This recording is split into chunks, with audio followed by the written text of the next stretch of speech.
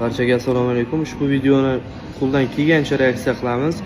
Oxirgi video bo'lishi ham mumkin, to'g'risi. Ko'zim yetib qoldi. Chunki mantrashayotgan odamlar juda ham katta qo'shtirnoqchidan mafiya deymizmi, juda ham bir qudratli odamlar.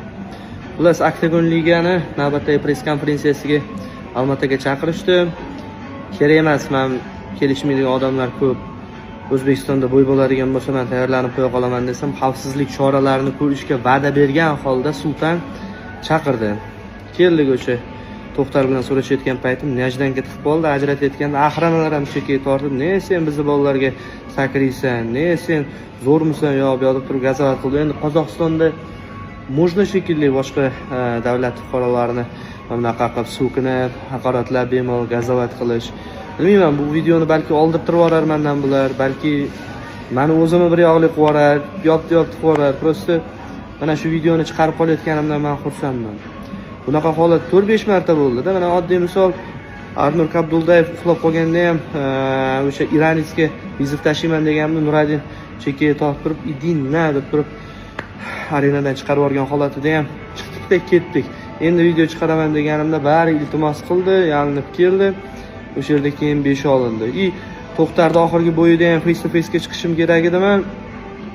Esdan chiqdi u. Bu zachем esdan chiqadi? Men 3 kun ketgan vaqtimni boshqa davlatda kim qaytaradi? Nega hurmatimiz yo'qmi shunchalik deganimda ham, "Ya, brat" deb turib o'shanda ham iltimos, "Xo'p, endi bugungisi oshib ketdi." Unaqa holat juda ham ko'p bo'lgan, to'g'risi.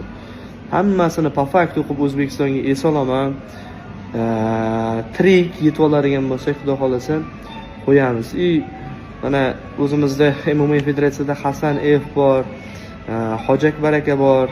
To'g'risi O'zbekistonda boshqa ligalar hech qaysi turnir qila olmayotgan vaziyatda Octagon liga qildi. Endi bularda pul ko'pligi uchunmi, bular katta mafiya bo'lgani uchunmi, to'g'risi men hayronman.